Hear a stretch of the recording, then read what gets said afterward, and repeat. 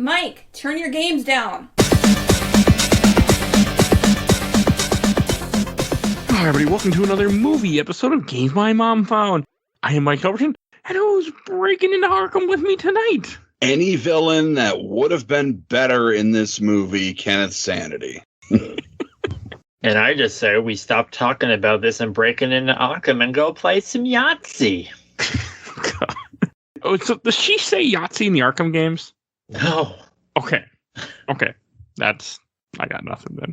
We are here to talk about, because I'm an idiot, Batman Assault on Arkham animated movie that came out in 2014. That's what we are here for. Because it's part of the Arkhamverse, so I decided that instead of watching good Batman movies like we have been, we should watch one to knock out the Arkhamverse. To finish that up. So that should already paint the picture of what we thought about this movie. So this movie is part of the Arkhamverse. It takes place in year 6 of the Arkham series. I think 2 or how many years is this before Asylum? You said 2 years? Yeah, it's 2 years before Asylum. Okay. And directed by Jay Olivia and Ethan Spalding, whoever those people are. But yes, so I had seen this movie once before back in, I'm assuming 2015, maybe 2016. All I remember is I was sailing the 7 seas the last time I watched it. And I watched it once, didn't like it. And then I had not watched it since then, but now it's on HBO Max, so I watched it on there. What about you guys? Ken, was this your first time watching this? No, unfortunately not. This is something I have seen a couple times before. Oh. I don't know why I watched it the second time, but now I recently watched this when I got HBO Max again, and I regret. What about you, Blair? Yeah. It was funny. I had that Assault on Arkham themed intro, and I didn't even think I introduced myself just in case I forgot, or my name is Blair. Good point. I don't think you did either. Yeah, I was just like, I'm going to do this stupid Harley Quinn tangential thing. I'm Blair Farrell with comicbookvideogames.com, which is the only reason why I bought this. Actually, around the time it came out, I was buying all of the DC animated movies on Blu-ray or DVD, whatever format I was most using at the time, because for a while, they were pretty much like all bangers. This is around the time you can tell that the Blu-ray market was starting to dry up and the budgets were really starting to shrink and the quality was really going down. Like, I bought this. I was actually commenting because so we have like a group that we're talking with, and you use an icon for the movie. I guess it's on HBO Max. We don't have that in Canada. And I watched this on the Blu-ray, which I bought at Best Buy, and it came with like a Harley Quinn figure. And it's funny that they use the Arkham font in the movie, but nowhere is it in the packaging, either on the Blu-ray or the HBO Max logo. It's just some generic Batman thing. Like, they don't even try to have like the Bat logo in the back or anything.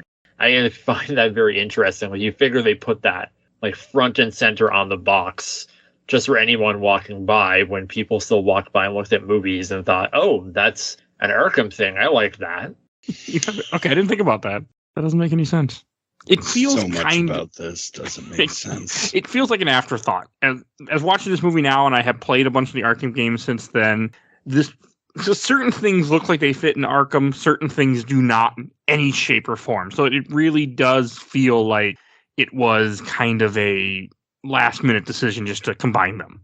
Or like just a drop of the hat. I think of the right term. I mean, not last minute, but just like maybe this was already being made. Like, oh, hey, let's put the Arkhamverse or some stupidity. Because the animation doesn't really fit the Arkhamverse for some ways some of the characters look. Not even kind of. Like, the characters don't look the same. They don't sound the same, with a couple exceptions. And near as I can tell, that's the only way it ties into the Arkham games.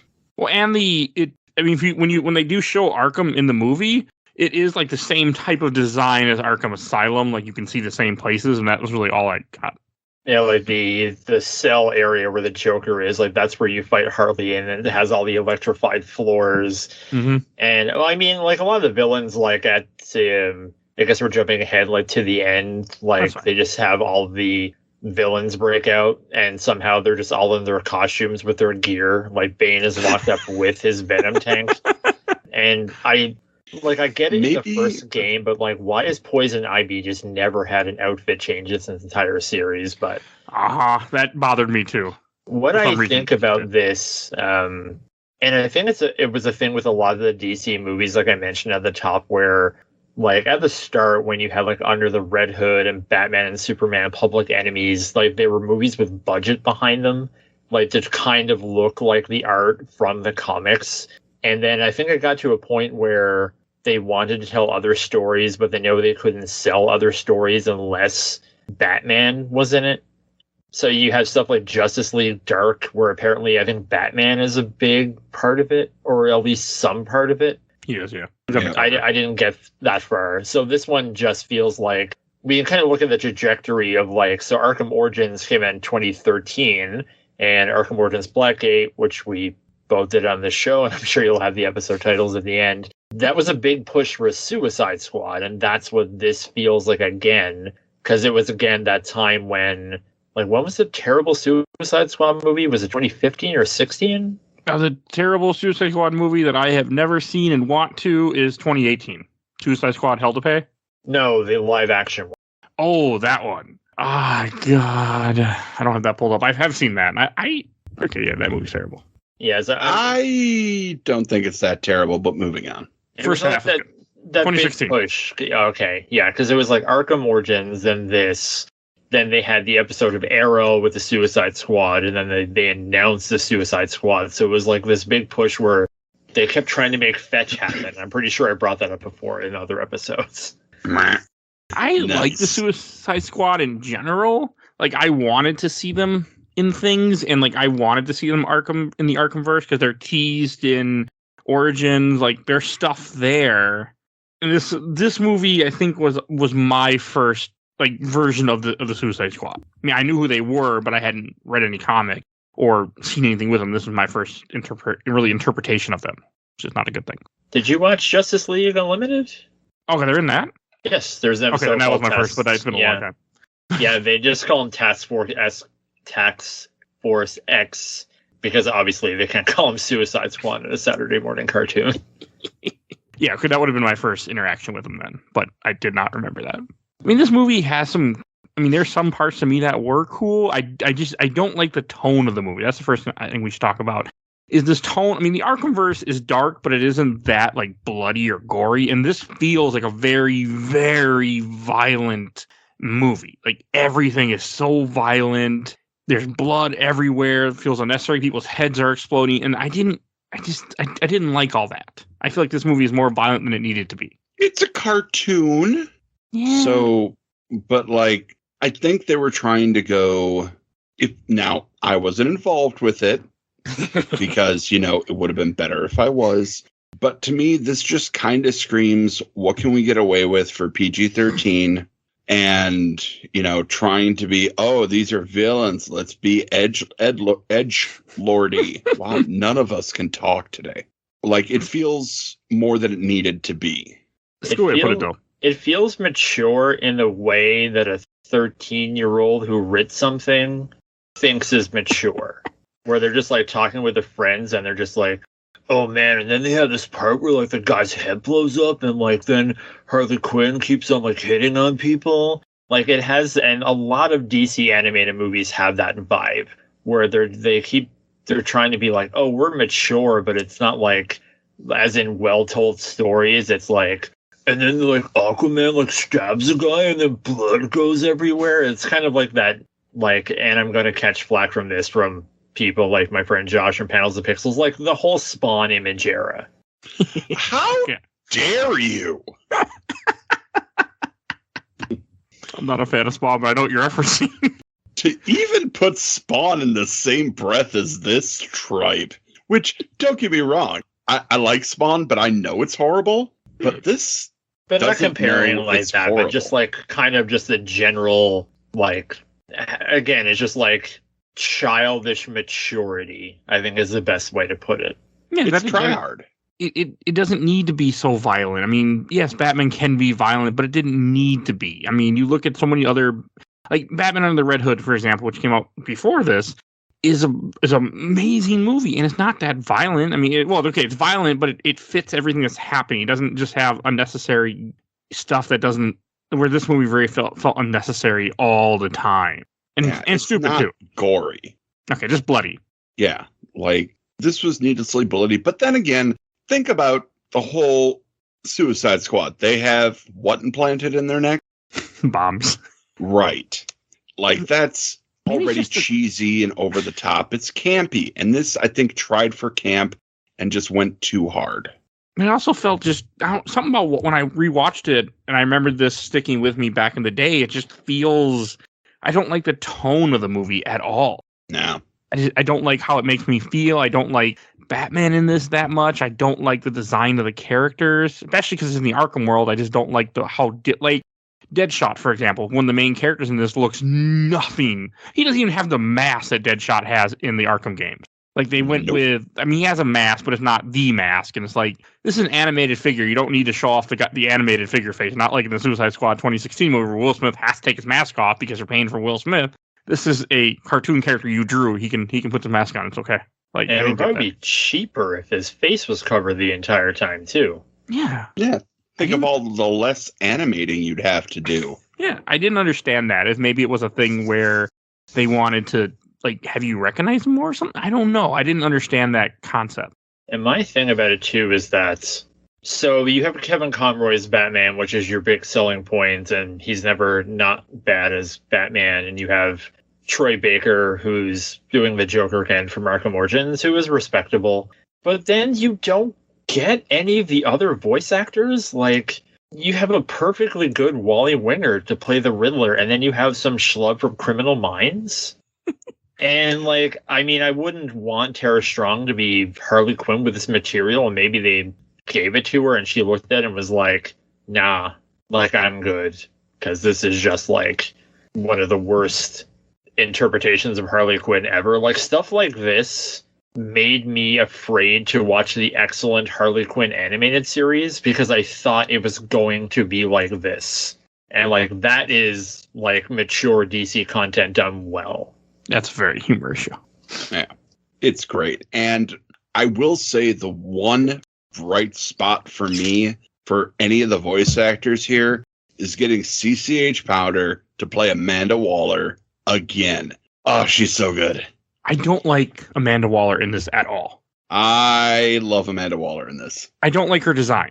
That made me too. She's like, I know she's supposed to be like on the big side, but she's like Kingpin and Spider-Man the animated series big. Yeah, it's grotesque. That's what it is. And I feel like that's what they were. Is grotesque. They were doing. Well, of course they did it on purpose, but I don't like it, especially when you look at like Arkham Origins, where she's in a small scene. Arkham Origins Blackgate, she's in a small scene, which I was rewatching before this. She's not that. They could have easily just kind of fit with the theme that they had just put in these games, that there's stuff, but they went in something completely different. And I don't get that or like it. Yeah.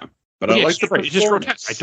I don't understand. Like, it felt like it was an insult to weightness, to the weight. I don't know. I just didn't. I don't understand why they had to make her that way for this at all. It just bothered me. Yeah, no, that's fair. I mean, we can get on a whole tangent about how poorly this movie like treats women in general. Oh God, sure. Like, let's go there. I can go for why not? 20 hours, like Killer Frost. So even though we got into the plot of what this terrible movie is about, but there's one point where like Killer Frost has to play dead, and of course like she's naked, and of course there's like a creep, and he gets his comeuppance. But I was just like, I will say this is my second time watching this movie, and I had to rewind it a bunch because I would just glaze over and start looking at my phone because of stuff like this and the way like Harley Quinn acts. And I know, like, you know, women do you. Like, I'm all about women's sexual positivity, but Harley Quinn, like, one of the first lines is, like, talking about how she wants to show Deadshot the tight places around Arkham, and I remember the first time I heard that, and I was like, I can't believe someone wrote this, got paid for it, and then they paid someone to read it. But it also is very much a line that probably didn't come from a woman that wrote it. You know, it's very much like, it felt like very much like a guy's opinion on this type of woman. It's like, oh, I can't believe my uncle at DC let me write a movie. It's so great. I mean, It's just, I also don't like all the abuse that they show Harley Quinn getting in this, too. Yeah. Because it doesn't feel necessary. Like, example, Suicide Squad, the Harley Quinn movie, and the Birds of Prey Harley Quinn movie, yes. That's what I want to say. That feels like you see how she's abused, and she's like, fuck you, Joker. She realizes in this, she's like, fuck you. Then she's like, oh, I love you. Like, I don't like the way that they make her, that type, what they did to her. It really bothered me. And it was like, I think, I'm trying to, because like this whole past decade is kind of a blur, because I'm trying to think of like, kind of like all the interpretations of Harley Quinn and how they've kept trying to move away from this. Like in Injustice 2, she kind of like stands on her own. That was after Arkham Knight, so that would have been way after this. And then like the Harley Quinn series, and then in James Gunn's The Suicide Squad, and like in the Telltale Batman series, where she's the one who's in charge and leading like John Doe, aka the Joker, on. Like, and that's a cool subversion, but this is like, oh, this is like way going back. Like any type of development they have with Harley, this movie set her back like a couple of years. That's one of my issues with this movie. And one of the things that really turned me off while watching this, I just don't like the way that she is portrayed and the way that, like, I have no problem with the sexual positivity part, like she's sleeping with who she wants to sleep with, hey, but it's just, I didn't like how they make her, like, I like it better when she's against Joker, but at the same time, you couldn't really have that because in Arkham Asylum and Arkham City, she's with Joker, so no matter what you did, you have to put them both back together, so going into this, you know that's exactly where this movie's going. And they never, I'm just trying to think about like the timeline of the Arkham series, so Arkham Origins is kind of when she's still Harley and Quinzel, and they have that excellent scene where it's kind of like the Joker recounting his origin, like that's kind of the first meeting. And then in Arkham Asylum, she's the one helping him do everything. Arkham Asylum is 6 years after Origin. This is 4 years after Origin. But I guess there's a point in Origins where I guess Harley Quinn gets like thrown in the cell and he's like, whatever. But you never really see in this universe like him being that terrible to her. No. And it just feels like too much in this movie. It really bothered me. He slaps her around a bunch too in this movie too. Like, yeah, like you don't need to have, and it's not like it has a positivity part thing where she slaps around and she beats the shit out of him and goes like, well, why am I with you? But it doesn't do that. It shows him being abusive. Oh, he loves me. And I was like, fucking A. 2014. Yeah. Come on now. So it's tough to watch 2022 for that aspect. Ken, anything to add about the Harley Quinn bullshit or? Well, I'm actually just kind of looking stuff up in the background here because, like, I don't know. When I was watching this, I was like, man, something seems off about this voice. And, you know, sure enough, yeah, Tara Strong didn't do it. But you know who did? I am the one who is doing the voice of the Harley Quinns. But this is the voice of Starfire from Teen Titans. Huh. And Teen Titans Go. Okay. Like, this is the voice of Princess Bubblegum from Adventure Time. Well, the games, at least. Okay. But, like, there's a reason this feels wrong. And it took me a while to figure it out, but I did. Interestingly enough, though, this would not be the last time that she played Harley Quinn. She would also go on, this is Hynden Walsh, who would go on to play Harley Quinn again in... I lost it. I'm horrible. Never mind. Okay. Hush. Batman Hush. Oh, I have not seen that yet. Neither have I. And also Justice League Dark Apocalypse War, another animated movie. So, like, it's not the first time, or this is the first time that she's played Harley Quinn. The voice was fine. I just didn't like it. It wasn't, but it didn't bother me, but I didn't also. Either. Well, I should put I watched this on mute most of the time. What the? What? I can't explain that right now on the air, but let's just say it was on mute most of the time that I watched this movie, okay? Okay. Fair enough. I will explain after. I watched this when I had free time, and it was on mute. So that's all I'm going to say. Okay. So I didn't hear the voices that much. Once in a while, I would have sound on, but I also watched this movie over the course of 2 days in like increments here and there. I put it on for 5 minutes, watch part of it, turn it off, get back to it. I just didn't give a shit, which I never do for this show. I've recorded over 50 film episodes at this point. Never have I done that, but I just do not care for this movie. And I feel like you guys really addressed the problems that I had with, Harley Quinn and Killer Frost pretty well. Like, it's not a good look to write women like this. And you can say, it was a different time all you want to, but 2014 wasn't that long ago. Oh, I mean, it was a different time. I mean, we changed a lot in 2010 to 2020, and I think when it comes to like public culture acceptance, I mean, we took some steps back in 2016, but I feel like as the American culture at least has changed a bit.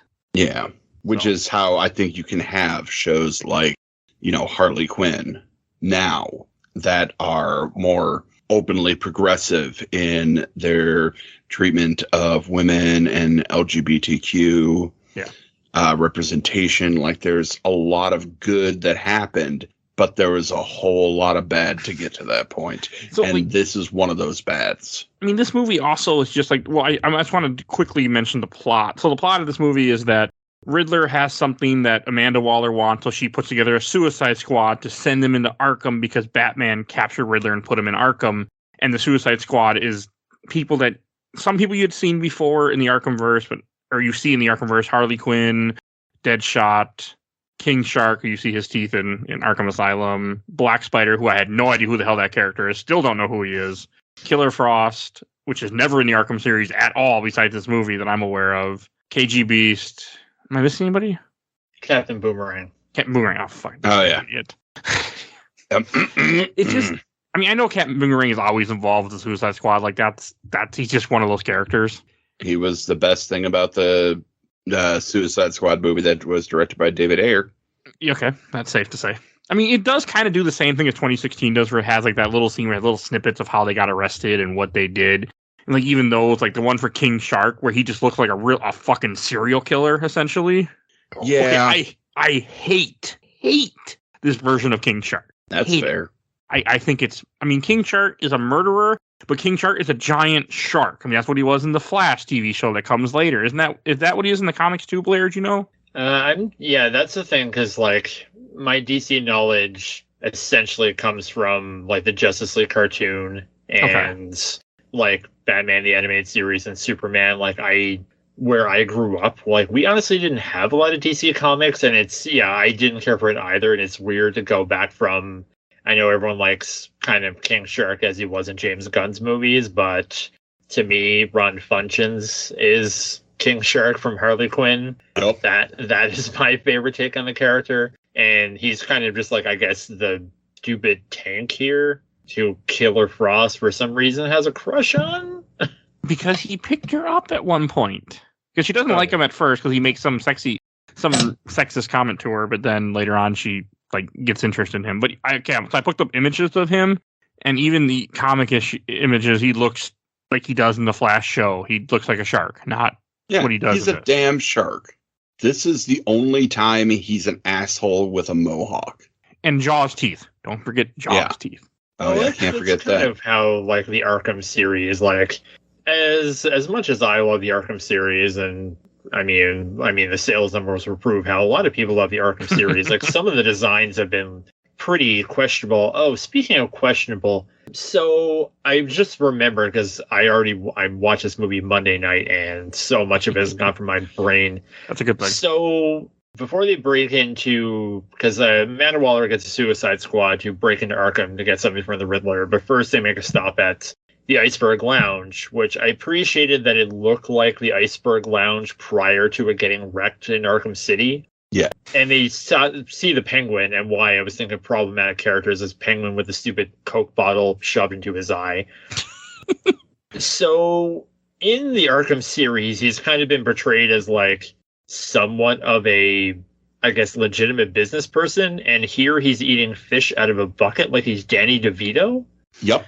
And I was like, this is something else. I forgot about this. Everything it just spits in the face of what the Arkhamverse is, I think, in a very ugly way. And I don't appreciate That's fair. Like, this could have been a fine movie if you had not connected it to the Arkhamverse in any way. Now, when I say fine movie, I mean, it wouldn't be besmirching the Arkhamverse video games. If you just released it and called it Assault on Arkham Asylum, and there was just no connections to the game at all, let me tell you, it'd still be a bad movie. Mm-hmm. But at least it wouldn't be tainting the games. I just think, like, this just reeks of someone was like, and I guess, how much pull did Jeff Johns have at DC in 2013-14? Not enough. I thought he was calling a lot of the shots around that time. And it just seemed like someone had a thing where it's just like, we have to keep doing Suicide Squad stuff. And someone was like, well, we're selling a movie. No one really cares about these guys yet. And someone probably thought, well, I mean, we'll just call it Batman. And that's the thing. It's called Batman Assault on Arkham. But Batman is like a tertiary character who shows up every now and then. It is a Suicide Squad movie. And like but they can't put Suicide Squad on the cover because at the time it came out, no one would have cared. And the thing probably would have never gotten made, which, probably would have been better. But even, and like I said, like, it's weird that it's called Batman Assault on Arkham, and it's like set in the Arkham universe, but they never really, like, other than like Batman's suit is the same, and Joker looks like he does in Asylum. And again, some of the background stuff, I did appreciate that, like the Iceberg Lounge and like the Asylum itself. But even like the way like Batman moves, like he moves so fast. He's like Spider-Man level fast in this. And like Batman in the Arkham series like can bounce around the room like a ping pong ball, but he's still like a big dude. It reminds me, the way he moves in this game reminds me of the way that he does in Arkham Origins. Because in Arkham Origins, he was like flying across the rooms to like beat the hell out of people. I remember specifically during my playthrough when I was in the beginning part when you're Bruce Wayne in the Heart of Ice DLC. Yes. Or Cold Heart DLC, rather. It's Heart of Ice. We all know what it is. Anyway, like when you're playing as Bruce Wayne, you're wearing a suit, but you're like flying across the room. And that's what this Batman reminds me of. I'm sorry, Outcast. I do not like the way he moves. Okay. I didn't have any problem with the way he moved, but I can see it. I mean, he's not in this movie a lot either, which is not a bad thing. I feel like he should be in this movie in less because he doesn't really need. I mean, it should have been more of a Suicide Squad movie, not Batman versus Suicide Squad. I think the only reason that Batman's in here is to put him in Amanda Waller's path. Okay. Yeah. Like that's what feels like to me. The only reason he's here is to have him meet up with Amanda Waller. And again, it's like a marketing thing where it's, okay, well, we can get Batman in here. It's like, well, if we can get Batman, we can get the Joker. And then, like, even though he doesn't really, like, the whole movie is, like, eventually it turns into a plot of, okay, they had to go steal part of Riddler's cane because there's something on it that Amanda Waller needs. But then that's kind of like, well, it's not as, like, the Suicide Squad from last year was, like, a big diversion. But that's kind of what it is, because secretly, like, Joker has a bomb or something. That's what Batman is there for. She doesn't even care about the bomb. She just wants to kill Riddler to make a statement because Riddler deactivated the bomb and knew who the people had the whole list of all the Suicide Squad that he was going to tell, and that was why she did that. For some reason, I thought when they got the cane, it was just like a ball, and it was like a fake or something. Yeah, it was. It was a diversion. That the real thing was to have Killer Frost go there, and Killer Frost had the mission to go kill the Riddler. Right. Yeah, I've already forgotten this. I mean, that's just the thing that's also just kind of dumb with it too. Is that, I mean, it's normal Suicide Squad type plot where, Amanda Waller has, ulterior motives. And she don't care about these people, but it just and like another thing, like with Suicide Squad, like everyone always has to have somewhere where you just kill someone to show that, oh, we can all die. Like you have, like we mentioned KGB's, he's in one small scene where he just shows up, says, oh, you won't blow me up, and then she kills him.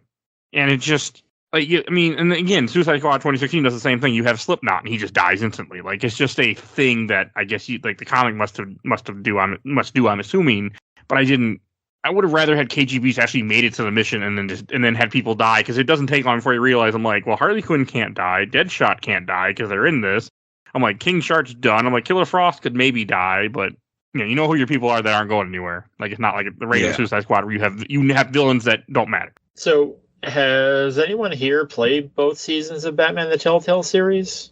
Yes. Nope. Okay, I'll keep quiet about a certain thing that happens, because I think you should play it. But like, they're good. They kind of do something with this concept at the beginning of the first episode of season 2, and I was like, oh, they went there and did that, because they kind of hype something up and then just like take it off the board immediately. I won't say any more than that, although I probably have said too much for something that's a couple of years old now, but it is worth playing, even if you don't care for the Telltale model. Yeah. Second one is also, I think it's better. I agree. I mean, I should give them a shot. The Suicide Squad, it just wasn't a great team. Like, the montage thing where you get introduced to people, as I mentioned earlier, I like that, but I didn't like a lot of, like, the way that the team is portrayed. And then also, like, 2016 Suicide Squad just stole that scene, kind of, for their movie, too, 2 years later. Now that I think about it. I just thought it felt like a poor man's Ocean 11 ripoff. Okay. That's the way to put it, too. That really is the crux of the problem. This doesn't feel like a Suicide Squad movie. Like, because the stakes are so low. I mean, couldn't somebody else, like anybody else? Yeah, couldn't Amanda Waller just somehow get things together and say, "Hey, get that guy out of there and just kill him"? Like, did she really need to send a squad into a prison in Gotham City to have somebody murdered? Like, she could have sent him Black Spider. Yeah. Like, she could have walked in there by herself with a gun in her hand, shot the Riddler in the face, and walked out with zero repercussions. Yeah, they wouldn't have cared. Yeah. It just seems so stupid. It's such, like, Suicide Squad should be going on missions where they're going into countries that America can't go into. Like the Suicide Squad movie. Like, that idea, like that, this was just stupid. The only one I really like, which I don't understand why she's in this. I like Killer Frost a lot in this movie. I like Killer Frost in general, I found out. And she's also the one character that isn't anywhere in the Arkhamverse, I'm pretty sure, besides this. Well, because she dies here. Did she die in this movie? Yeah. Oh, I thought she got out. No, Bane kills her. Oh, I must have missed that when I was watching bits and pieces. There was something that I was confused about. So there's Killer Frost throughout the movie is like freezing people and like, kind of sub-zero fatalitying people. Yes. But then she finds Mr. Freeze's gun and is like, oh my god, it's Mr. Freeze's gun. But it's like, that's like Tobey Maguire's Spider-Man finding web shooters. So you don't need this. So I wasn't the only one that was bothered by this scene then. Okay. Well, I thought she could send out stuff from her hand. Like, she could shoot things. I didn't know she needed a gun. Yeah, I thought, I was like, okay, maybe she can only do it when she touches someone, and that's why she needs a projectile. But I was like, you have ice powers. Again, it's like, Sub-Zero or someone being like, oh my god, that guy can also fire ice from a gun? Like, I need that. It's like, you can fire ice. Okay, so here's like a weird way of looking at it. Imagine you're a serial killer. Go with me on this one, please. All right, I'll try.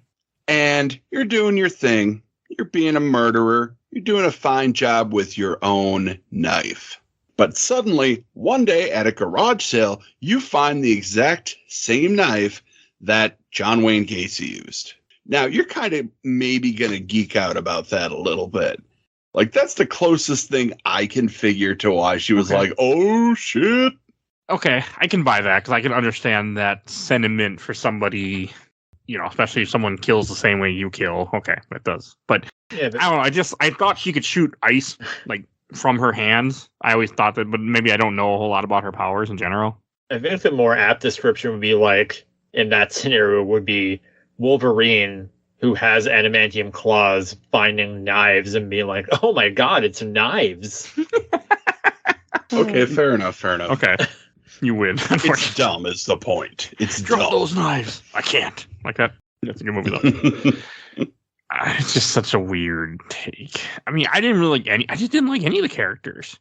I didn't like the way they portrayed anybody, really. The only thing I liked about this movie was seeing, like, I did like the way they break into Arkham. I thought that was cool. They just, like, Black Spider takes over an orderly and then and then Deadshot captures Harley Quinn and goes in that way. Like, I thought that was cool. And King Shark swims underneath. Like, I did like that. but I just didn't. And I really hate King Shark so much in this movie. Okay, speaking of other stupid Killer Frost things, so like King Shark like swims in the sewer and they're in the bottom and it's like, oh, there's a grate and they're like, we have to lift this heavy grate. All of them are doing it, and I was like, or hear me out, the Sub-Zero girl can freeze it and then smash it because she does that later on. No, it's freeze-proof steel, you see. If she froze it, then they wouldn't have the team building moment. Yes, the coming together of this team that never happened. Did anybody? No, I mean, again, you don't. It's Suicide Squad. You don't need team building with Suicide Squad. I mean, they're only in it because they don't want to die.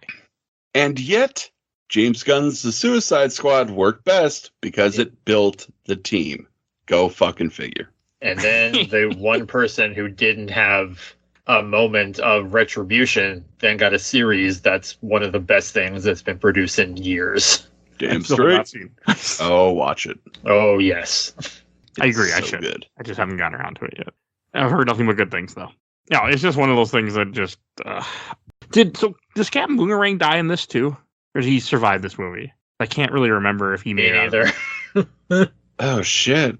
I feel like he died, too. I feel like everybody dies but Deadshot and Harley Quinn, even though... I mean, like, Black Spider gets his head blown off, so he's gone. Again, I have no idea who the fuck he even is, but whatever. Like, he dies. Yeah, and I didn't realize Killer Frost dies, but I don't know about Captain Boomerang, because I know that when you have, like... We do have the new Justice League versus Suicide Squad movie, which is supposedly set in the Arkhamverse, right? Supposedly? Oh, the new game? Yeah. Yeah, that doesn't make a whole lot of sense to me. I think they're just sort of scrapping that this exists, but, you know. At least King Shark looks like King Shark, though. Mm-hmm. It could just be somebody else. It doesn't matter. Yeah, because, I mean, this feels like a kind of an example that's... So this week, the date of this recording, they announced there's going to be a Resident Evil series on Netflix.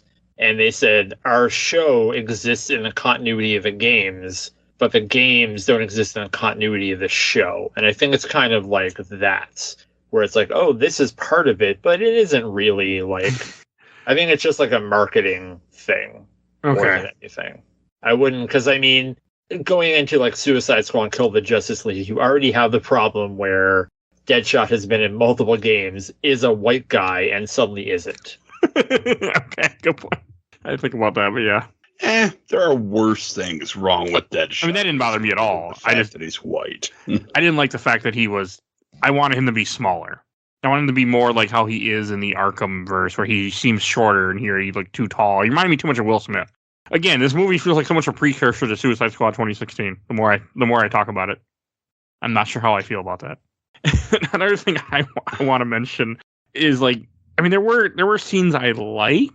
Like, I liked when I got to see the same architecture as Arkham Asylum. Like, I did like that. I liked it when they go to the intensive care and the doors look the same. Like, that I got a kick out of. That made me smile. I mean, it doesn't matter much, but it made me smile at least.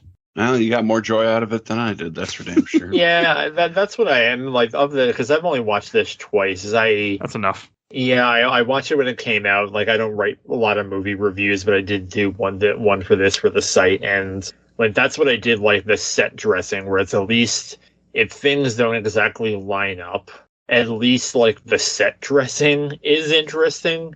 So yeah, like I mean that's like the way, even like when they get there, like the external of the island, and when they first show up, they kind of have like the guard towers, which are kind of like when you go onto the like outside for the first time in Arkham Asylum. Like all of that stuff is cool. And again, I don't know. This is kind of something where I'd really like to see like the creative process. If someone was like, I really want to make this cool thing, or if they just tried to like shoehorn it into the Arkhamverse. Like, yeah. I think I would have preferred it had nothing to do with the Arkhamverse. Oh my god, one of the co-directors on this worked on Avatar The Last Airbender, and now, oh my god, how did that happen? The movie or the show? The show. Oh, okay. The show's great. I was going to say the movie. Well, all right. Okay. I also didn't like the scene when King Shark turns into a tank. Like I think we mentioned a little bit, where he just like all of a sudden he's just bulletproof and he just runs straight, and he's scared of heights. So they put a blindfold around him. But he's still on the little bridge that you go to in the game, and I'm just like, this is just dumb. Or like one part, like Manuel tells them don't kill anybody, yet they just kill everybody, which they aren't Suicide Squad. But I was just like, okay. Yeah, this is the Homicide Squad. It's not the Suicide Squad. Yeah, if you're gonna get a covert operation, don't get like a dumb guy with giant metal shark teeth. That should be step one. Step one. Because he doesn't do anything but eat people. He eats a guy in this too for some reason. I don't know. And yes, it's funny in the Suicide Squad where he looks like a shark, and it's funny in the Harley Quinn show. It is not funny with a guy who looks like a wannabe Jaws from 007. Yeah. No. It's just not. And he even takes out his teeth at one point and put his teeth back in. I'm like, I don't think that's how this works, but okay. And then, of course, this movie had to do something that every Arkham thing has to do. There had to be Bane in this movie. I was really upset when I saw Bane. I'm like, did Bane really need to be there and run by just so Batman could jump on him? But hey, look, I did this in the game and rip off his back piece. I'm just like, yep. It made me sad. It's got to be done. I mean, like, couldn't we just get away from Bane for one Arkham thing? No. Well, boy, couldn't we just get away from the Joker for one Arkham thing? No, Mike. The answer is no. Anyway, he's in every Arkham game in some form or fashion. I can't believe we've gone an hour into this recording and something hasn't been brought up. Are you talking about Two-Face? Yes. I've been saving that. So, Kenneth, when I was watching this, there's one scene, or two scenes of Harvey Dent. One where he's sitting in the cell, and somehow, like you were saying, after the Joker opens the gate, he gets all his gear. But did you notice how many guns he was holding, Ken? I was waiting for later, but I wrote it down. I can tell you how many guns he was Yes. How many guns was he holding? 2 guns, bitch. 2 guns. I'm going to make that joke every time we get the chance. I can't wait till we are done with the Arkhamverse. Then we never have to say 2 guns again. Oh, my God. It's like, I'll give you a hint. It was a buddy comedy with Denzel Washington and Mark Wahlberg. Oh my God, I forgot about that movie. Even this movie had to bring in a little scene that just felt, I guess, to put why he was there. Like, Zaz is in one little scene of this movie, too, where Batman is just in an alley, and he does the same kind of trick he does in Arkham Asylum, where he misses him and then hits him in the back of the head with something. Well, that was you mean like they did in Returns. Batman Returns? And which one? In Batman Returns. Oh, the old Brain Network Tim Burton movie? Yeah. Yeah. As the clown has Selena Kyle with the taser, and the Batman shoots a grappling hook, and he's like, "Oh, you missed," and he smiles and like pulls the concrete on his head. Okay, You can even do it in the Super Nintendo game. I haven't seen that movie in years. And the scene of Harley Quinn looking into the toy store and kind of peeking in through the doll's face is almost a mirror image of Michelle Pfeiffer looking into the department store from Batman Returns. You got the Penguin looking like he does in Batman Returns. Like, yeah. I appreciate that they enjoy Batman Returns, but that just made me want to watch a better Batman movie than this. That's a very fair statement. And yet somehow, this got 75% on Rotten Tomatoes. Yeah, I've seen a lot of people, like, even people I really respect. Like, I think Victor Lucas of Electric Playground was, like, a fan of this movie, and I just don't get it at all. It's not for me. I've only met one person who liked this movie, and that guy was a complete, utter asshole. So, that rings true. I can say that. He also hated my guts. That didn't make him asshole. He just wasn't. So he has bad taste in people and movies. He also hated me because I was sleeping with his ex-wife, so that didn't help. That didn't help the situation. So that story is more interesting than anything in this entire movie. Agreed. I mean, I did find it amusing that also this is very out of character for the Joker. At one point, when Batman switches. He takes over somebody. He switches disguises and he puts a Black Spider in the Batman suit. Why he puts him in the Batman suit and still wearing the Batman suit? I got nothing. But like that scene to me was kind of odd too, because like Joker is going to shoot Batman in the back of the head, and I don't feel like Joker would ever just kill Batman, because if you kill Batman, the Joker can't be the Joker anymore, because he needs Batman to be the Joker. Like he wouldn't want to just kill him. He'd want to kill him and die together. So I want to talk about that scene for a moment, or that whole aspect of this movie, because I think it's supposed to be like something they thought was like, oh man, it's going to be so clever when they find out that Batman is disguising, but it's like so obvious. So there's a point in the movie where Batman fights Black Spider and clearly just puts on his costume. Kind of a rip on the much, much, much better Almost Got Him episode from Batman the Animated Series where he's pretending to be Killer Croc. Also, let's talk about, like, Giancarlo Esposito is the voice of Black Spider. Like, amazing, incredible actor, and he's doing this trash. And actually, every time I saw Black Spider on screen, I thought of, like, a Robot Chicken sketch where it's like, hey, Black Falcon. And he's also, Falcon. he's like the least amount of lines in this movie, too, probably. So, yeah, like, because they have a scene where they all get together. And because Riddler's like, okay, I can run this current through everyone and it can knock out your bombs. And Black Spider's like, I'll stay watch. And everyone's okay with that. So it's like, clearly it's Batman. So we're led to believe that Batman took off his suit, put it on this guy, but he has a spare mask that has foldable ears that fits under this mask. Like, I guess he went to the secret Batcave that they established in Arkham Asylum because he had a spare suit lying around, and he just has, like, a spare mask in his belt. Like, I'm thinking of the episode of, like, again, of Batman the Animated Series, like the Cape and the Cowl, where he just has the bandages around his head because he knows he's going to have to take off the mask. But he just, like, he hauls it off, and, like, the Batman thing just, like, must cartoonishly pop out of the mask. Like, it's so dumb. You got nothing. Maybe those ones were made with Nerf foam. Like, collapsible instead of folding. Because, like, that's the thing about Batman in the Arkham series. His horns are pretty big. Yeah. It doesn't seem accurate, yes. But then very few things seem accurate in this movie. It feels like such a throwaway thing where they're just... It really does just of that nature of we have to do something with the Suicide Squad and we are limited to what we can do at this time, so we're just going to throw them in this movie and call it.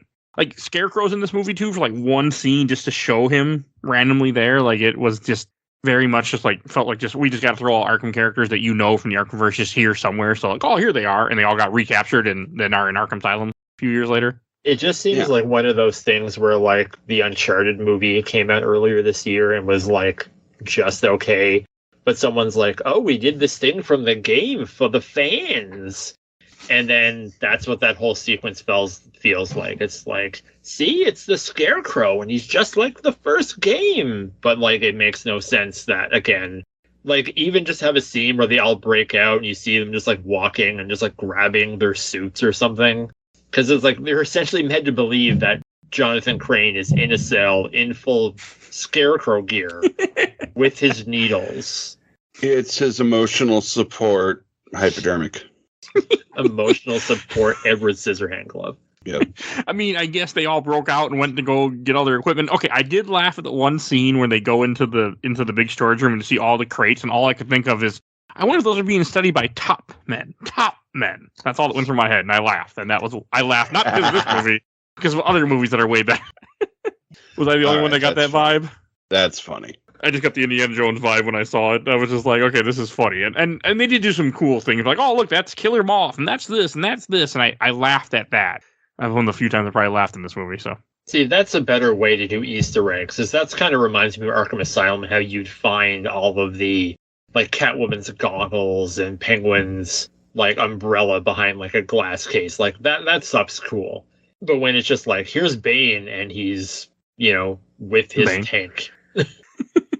I mean, would it be... I feel like it wouldn't be that easy for Bane just to get a hold of Venom. Like, you think that'd be locked up better than some other stuff?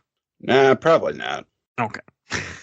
And another thing that I do want to mention, too, about this movie is you also have them fighting each other a lot, which is cool, but, like, especially as the movie progresses, like, you have Harley Quinn joins back with Joker, which I didn't really like because he keeps being abusive to her, and after watching Birds of Prey, Harley Quinn, I don't like it where she's like that we talked about earlier, but like you get this, like, Batman fights Harley Quinn while Deadshot fights Joker. That kind of seemed very like, really, that's the person you're gonna have him fight? Of all the people you have that are, well, I guess everyone's almost dead, but still, like, I would have rather seen him fight like Killer Frost or Captain Boomerang, even though somebody he doesn't fight Harley Quinn all the time in the series. Like, she's like, I think Arkham Asylum, you just hit counter and then that's it at the end of the fight. Like, she's not someone that should be fighting Batman.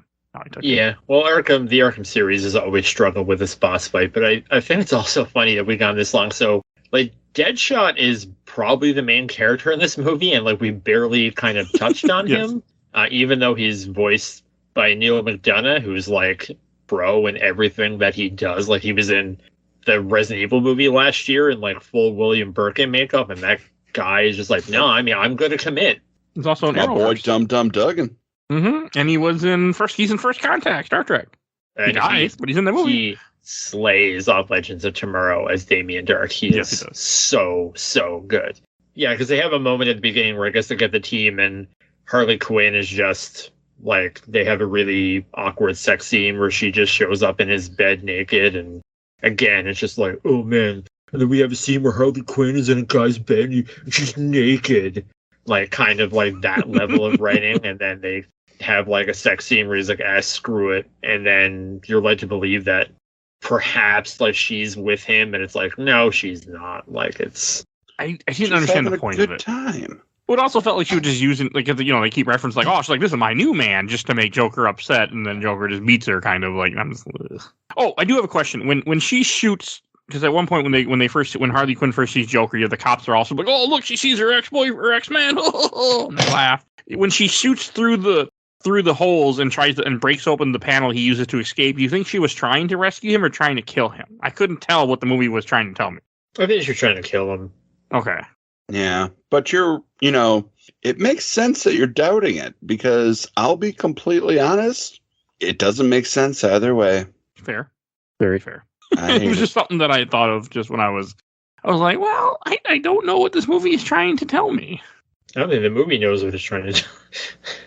That's fair. That is fair. It's a very fair point. I don't know. It just kind of bothered me. I was curious what you guys had thought about that. I also didn't like watching, like, you see Deadshot fight Joker a lot in this movie, and I feel like that was the point of, like, the whole, like, oh, he, love triangle. It's not really a love triangle. It doesn't even fit that. Like, it was unnecessary. And then, like, in the end of this movie, Floyd ends up escaping in the helicopter, and then you see Joker falls in the helicopter and goes missing, because of course he has to go missing because he has to catch him in Arkham Asylum later. And I think Harley Quinn gets arrested, and then another thing is this Joker was really violent. You see at one point Joker has like a hook and chain, that just didn't feel like Joker to me either. It felt too, it just didn't feel right. Like that's something Joker would have. I'll agree with that. Yeah, he's I not didn't like Birdie from Street Fighter Alpha. Oh, God damn it. I've never played that game.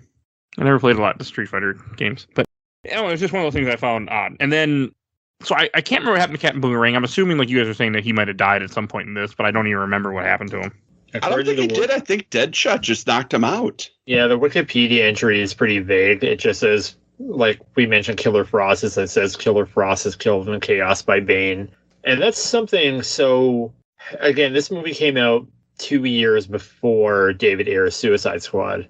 And in the Arkham series up to this point, so Deadshot was in Arkham City and Origins. Asylum. No, not Asylum, City. And he's just kind of like a hired gun. And in this, they kind of bring him the subplot of, I have to get back to my daughter. Which Hey, is weird. Do you know another movie that did the same thing? Ew. God, no. Like, that's exactly David Ayer's Suicide Squad movie. Uh-huh. Like, I know, I really don't want to understand. think that movie took ideas from this movie.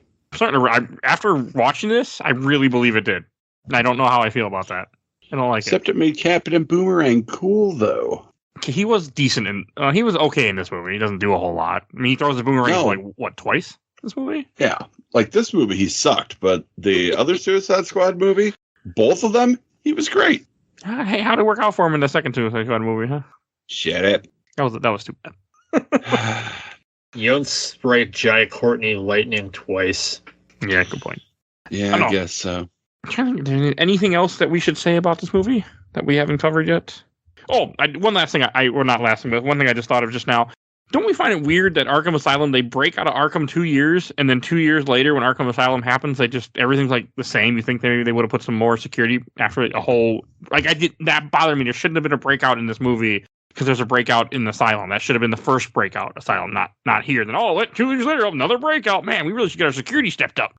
Yeah, but in the comics, Arkham Asylum's broken out into like every other week. Oh, okay. Yeah, I mean, Like the Joker breaks out, and then it's like Scarecrow's turn to break out, and then Riddler wants to break out, but it's Killer Croc's week to break out, so they have to work out a trade. And Okay. like I'm sure in the comics it's literally scheduled. I don't want to quote a line from Peacemaker because you haven't seen it, but it just made me think of a part from Peacemaker. Okay. I'll watch it one day. If you want Mike to cover Peacemaker on this podcast, by all means, please direct all your emails to Games my mom found at yahoo.com, which For I don't just $1 on Patreon, if Mike gets a certain dollar amount, I'll do Peacemaker. I wouldn't. It could be just one person. Someone just send me things. Enough people do it. It won't take much. I'll do it. It's more than one. You heard the man, listeners. But I had thought about covering this. I just try to finish other stuff. All right. Any other things you guys want to mention about this movie before we go to shelf, stack, or box? No. All right. I'll go first. I think it's obvious for all of us, but I'm going to put it in the box. I didn't enjoy this movie when I saw it in 2016, 2015. I did not enjoy it when I rewatched it for this show. I don't care for this movie. I love the Arkhamverse, but this is not a good Batman movie. This is not a good animated movie. This is not a good movie. It's very lame, and it really should have been its own thing, and still would have been bad, but at least then I wouldn't have had to cover it, and it wouldn't have tainted my Arkham. What about you, Ken? I'm going to, much like the only other thing that I ever put in a box, I'm going to put it in a box, and then I'm going to put that into a bigger box, then I'm going to crush it with a hammer. Never again. What about you, Blair? I'm going to invent a new category, and I'm going to riff this, because if I put it in a box, there's a chance I could find it again. Just going in the trash can? And then being lit on fire. Okay. This is actually probably one of the worst. This is definitely the worst Batman thing we have covered on this show. I think this is probably even worse than Harley Quinn's Revenge. Well, that was different. That was not a movie, but this is pretty bad. That was pretty bad too, huh? I'd have to think about that for a minute before I agree. Fucking Arkham. I cover so much stuff. It was pretty rough. But this is the most negative we have been about something on this show in a while. But we're having fun doing it. Yes. Oh yeah. And in the end, what if the real Suicide Squad was the friends we made along the way? You guys really made me want to cover 2016 Suicide Squad with you guys, though, for some reason. I'm fine with that. Oh. Hey, half that movie is really good. You just got to turn it off when they get to the city. It's a good movie up until that point. You know, I just wish the only thing I wanted that movie was for Will Smith to redo Wild Wild West and just call it Task Force X. That's all I wanted. Shit, that would have worked. I know, right? That's cool. Yeah, you're right. That would have worked. All right. Damn. All right. And if you want to hear more Batman stuff, because of course you do, and we're positive in most Batman stuff, Batman Arkham Origin DLC, Cold Cold Heart, Mini 19, Batman Under the Red Hood, Film 28, Batman War of Jokes and Riddles, Comic 35, Batman Arkham Origins Blackgate, Episode 159, Batman Beyond Return of the Joker, Film 23, Batman Court of Owls, Comic 33, Batman Haunted Knight, Comic 32, Batman Arkham Origins, Episode 139, Batman Massive Phantasm, Film 18, Batman Arkham City DLC, Harley Quinn's Revenge, Mini 13, the most negative we have been about Batman before this episode, Batman Arkham City, Episode 118, Batman Arkham City, the Comic 24, Batman The Killing Joke, Comic 22, Batman Arkham Asylum, Episode 97, Batman The Long Halloween, Comic 17, Batman Death of the Family, Comic 8, Batman Hush, Comic 3, and Episode 3 is the Batman Genesis game. But I don't even know how that sounds, because that was a very long time ago. God, that's a lot of Batman. And the funny thing, there's still more Batman that's recorded that I haven't released yet, so I didn't mention it. So much Batman. Uh-huh. And we're slowly, part of my plan is to cover all the DC animated movies, all 47 of them currently. That's my goal. We're slowly working on it. I would just cut that goal and just do Peacemaker and be done with it. I'm not saying it's going to happen, but I'm Peacemaker will happen, yeah. I mean, hey, people are interested, I'll do it. Why not? What else do I do besides record podcasts? Nothing. All right. And Blair, where can people find you at? You can find me at on Twitter at Bullarcade. You can also read my review of this movie under the review tab of comicbookvideogames.com. And while you're there, this is not related to Batman because it's just poor timing. For the 20th anniversary of Sam Raimi's Spider-Man, I interviewed 2 people who made the tie-in game, and it's one of my most favorite things I've ever written, and has lots of cool stuff in it, like a mode that Sam Raimi himself didn't like. So if you want to pop on and give that a read, I'd appreciate it. Depending on when you hear this, has been out for a few months. You hear this before September, I can say that. But I don't know when this will be out exactly yet. All right, and I want to thank everyone for listening to us complain about Batman. That's something you will hear on the show very often. You will very seldom hear us complain about Batman on this show. Yes, because we normally like Batman. We enjoy Batman. I really, really do. Unfortunately, I blame you. Because you got me That's more. fair. You got me way more into Batman than I was in the show when you first came, from the time you first came on the show. I have read more Batman comics and I have enjoyed more Batman products than I have ever before. So thank you. Hey, Batman's cool. All right. If you enjoyed the show, as I mentioned, all the other Batman, we do comics, we do video games, we do movies. There's tons of content to go find on Games My Mom Found. You can't find what you're looking for on Spotify or iTunes. Go on Podbean. You can find all our content and download it right on your phone or however you listen to your podcast. We are also on YouTube. So if you want to listen to your podcast on there, there's no video, just audio, but we are on YouTube. The whole catalog is there. And I want to give a shout out to my awesome intro and outro courtesy of Helena at Hell Hath Fury. And also want to give a shout out to my buddy Bill Tucker, who did the MCU with me. He suffered through all that. We covered the whole Infinity Saga. He started his own podcast, A Gamer Looks at 40. Definitely go check him out. And please follow us on Facebook and Instagram and Twitter. And if you do want to help support the show for as little as $1 we mentioned earlier, we do have a Patreon. You can go and vote in our Patreon, and you can go send me messages. I will see all those. We have a email, but I haven't checked it, so I don't tell people to email me there. But we do have an email. But yeah, just go Patreon. Little $1, you will get my attention immediately, I promise. And you get to vote in the monthly polls. So I think that's everything I need to say. So we will see you guys next time. Bye, everybody. So long. Bye. 2 guns.